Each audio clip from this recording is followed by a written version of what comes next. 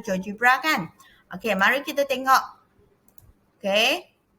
Hasil dari exploration tadi, apa yang boleh kita perhatikan ke atas ciri-ciri graf sinus, cosinus dan juga tangent. Okey, ini ialah graf apa? Ini ialah graf sinus. Betul tak? Y sama dengan sin X di mana kita akan dapati satu kalanya adalah dari 0 hingga ke 360 darjah. Dan setiap 360 darjah itu, graf ini sebenarnya berulang. Dia berulang dalam bentuk yang sama. Okey, macam gelombang kan. Okey, lepas tu bagi nilai yang cikgu boleh dapati daripada Y sama dengan sin X, di mana cikgu dapati nilai koordinat Y-nya paling besar pada 1. Okey, manakala paling minimum pada negatif 1. So, kita boleh buat kesimpulan graf sinus Y sama dengan sin X. Kita akan dapat pergerakan titiknya adalah dalam bentuk macam ni, di mana yang maksimumnya ialah pada titik ini, minimumnya pada titik ini. Iaitu maksimum sama dengan 1. Nilai Y ialah 1 apabila nilai X atau sudutnya bernilai 90. Manakala yang minimum jatuh pada masa X sama dengan 270 darjah, yang mana minimum nilai bagi Y-nya adalah negatif 1. Okey, apabila memintas pintasan X, kita nampak ada 3 titik ini. Masing-masing ambil berapa darjah? Masing-masing ambil 0 atau sifar darjah, 180 darjah dengan 360 darjah. Manakala kalau kita lihat memintas pada paksi Y, iaitu apabila Y ialah sifar, iaitu dia hanya pada nilai X ialah sifar juga, iaitu pada sifar darjah, sifar nilai Y. Okey, bagi graf yang kedua, graf cosinus. Okey, kita dapati bentuk dia lebih kurang macam sinus. Tapi dia tak berikan apabila sifar darjah memberikan nilai Y itu ialah sifar. Sebaliknya dia berikan nilai 1. Okey, so pergerakan titiknya macam ini. Jadi yang maksimum masih sama macam sinus ialah 1. Tapi dia tidak berlaku apabila nilai sudutnya 90 darjah. Pada nilai yang 0 darjah sudah berlaku 1. Manakala minimum tetap ialah negatif 1 sama dengan sinus, cuma dia berlaku pada 180 darjah. Okey. Jadi kita lihat juga apabila mempunyai nilai maksimum. Nilai X ialah berapa? Nilai X-nya ialah pada 0 darjah dan juga 360 darjah. Kalau kita ulang lagi, ada lagi untuk pusingan kedua, ketiga, keempat. Lepas tu nilainya yang paling minimum pada negatif 1 berlaku apabila X ialah 180 darjah. Untuk yang memintas paksi X, okey, berlaku pada 90 darjah dan juga 270 darjah. Okey. Manakala untuk memintas pada paksi Y, kita hanya nampak dia berlaku pada Y sama 1. Okey, untuk tangent pula, kita nampak tadi dia ada garis yang naik atas hingga tak henti-henti. Betul tak? Dengan yang ada titik yang bergerak ke bawah sampai tak henti-henti. Itu panggil infinity. So, apabila dia menuju kepada nilai yang positif, ke atas itu panggil positive infinity.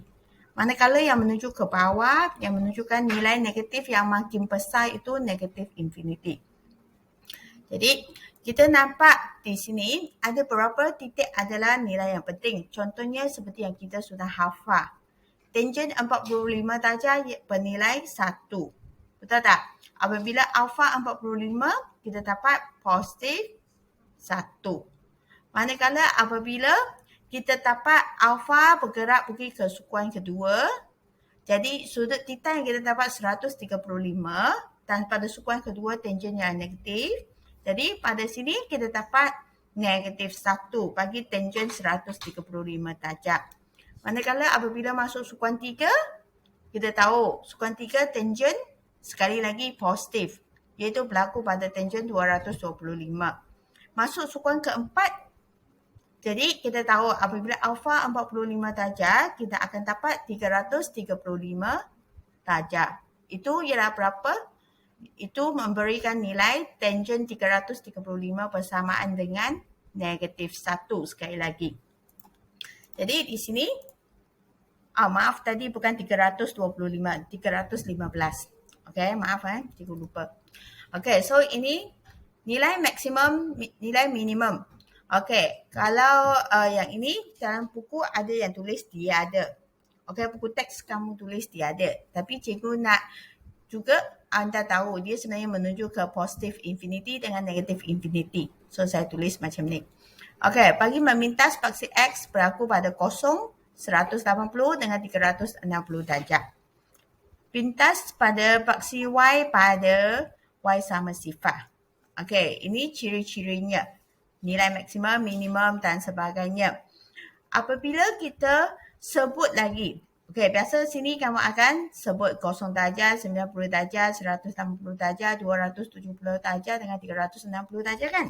Okey, apa berlaku pada sudutnya 90 darjah dengan 270 darjah? Itu sebenarnya kita kata dia berlaku pada asymptote. Iaitu graf tangent ini dia akan makin hampir dengan asymptote ini tapi dia tidak mungkin bersilangnya atau menyentuhnya. Jadi kita kata sebenarnya pada tangent 90 darjah dengan tangent 270 darjah dan ulangan pada pusingan kedua, ketiga, keempat itu dia sebenarnya tidak tertarif. Tidak tertarif. Okey? So ambil tahu tidak tertarif. Okey. Seterusnya ialah latihan kendiri. Latih kendiri 6.2a. Okey, aktiviti ni sangat senang. Cuma nak anda tentukan sama ada graf yang diberikan dia diambil sebahagiannya dari graf apa? Graf sinus ke, graf kosinus ke, graf tangent. So, cuba kita perhatikan A. Apa yang kita lihat? Dia permula dari 1. Okey, nilai Y-nya 1. Jadi kita sudah tahu kan? Ini ialah apa? Ini ialah cosinus. Okey, so kalau kamu sudah tahu Y sama dengan cos X bagi 1 kala. Okey, 0 hingga 360 darjah kita kata 1 kala atau 1 tempoh. Jadi ini kita sudah tahu apa? Kita tahu. Okey, kita ambil yang depan je.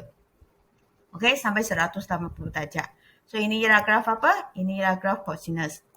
Okey, yang kedua, kalau saya banding dengan graf tangent, saya dapati dia hanya ambil sampai yang sini saja. So dia ambil yang 90 darjah hingga ke 270 darjah. So bentuknya macam ni. Okey. Lepas tu yang ketiga, ini ialah graf apa? Ini ialah graf sinus. Tapi sinus dia adalah pada bahagian yang 180 darjah hingga 360 darjah. So, bahagian belakang ini. Okey, so ini dari graf Y sama dengan sin X. Okey, untuk soalan 2, kita disuruh lakarkan graf. Lakarkan graf. So, kita tak payah cari setiap titik dari kalkulator. Kita hanya lakarkan. So, tadi cikgu sudah tahu graf sinus macam ini. Betul tak? So, kalau saya hanya nak bahagian yang julat X ialah 90 hingga 270, jadi cikgu hanya ambil julat di sini. Lepas tu cikgu lukis. Ingat ini lengkung. Okay? So, cikgu ambil bahagian ini saja. Untuk B, lakarkan Y sama dengan cos X. Jadi, kita ambil cosinus. Lepas tu, kita nak berapa darjah? 45 hingga 225. Iaitu separuh daripada 90 darjah hingga ke separuh daripada 180 hingga 270. So, kita lukiskannya. So, dapat graf yang macam ini. Okey, ini soalan 2. Okey, soalan 3. Sekarang, tanya ciri pula. Dan ini dia hanya nak bahagian 0 darjah hingga 90 darjah. Itu pada sukuan pertama. So, pada sukuan pertama, kita nampak untuk sini ada 3 graf. Yang biru, yang pink dengan yang purple. Okay. So yang purple cikgu terus nampak dia permula 1. Jadi saya kata inilah cosinus. Manakala yang pink dia permula dari 0, biru pun permula 0. Tapi biru itu dia naik ke atas. So jelas biru itu ialah tangent. Okay, pink color ini cosinus. Pink color ini sinus. Sebab tadi yang purple sudah cosinus kan. So kita semak. Okey, yang pertama ini ialah tangent, betul. Dan bagi bahagian B dia minta kita nyatakan nilai maksimum minimum. Jadi kita tahu tangent ini dia menuju ke positive infinity dengan negative infinity. Jadi nilai maksimum dia mesti positive infinity. Atau ikut buku teks, anda boleh tulis dia ada. Okey. Lepas tu ini nilai minimum ialah pergi ke negative infinity. Okey, untuk culat yang kosong hingga 90 darjah ini, kita dapat nilai minimumnya adalah sini. Betul tak? Okey, so sifar. Okey. Next. Graf sinus Y sama dengan sin X, kita akan cakap nilai maksimum 1. Betul tak? Sebab dia akan pusing, go up, go down. So, positif 1. Dan masa dia turun, naik balik, dia dapat nilai Y-nya ialah negatif 1. So, untuk hanya setakat pada sukuan 1 ini, kita kata nilai minimumnya sifar. Sebab dia belum pergi ke negatif 1. Okey, cosinus sama macam sinus kan. Cuma mereka bermula pada nilai Y yang berbeza. So, nilai maksimum dia juga 1. Okey, nilai minimumnya adalah negatif 1. Okey. Tapi bagi culat 0 hingga 90 darjah sebab dia belum pergi sukuan yang memberikan nilai negatif 1 kan. So kita kata bagi culat yang diberi ini nilai minimumnya ialah sifar.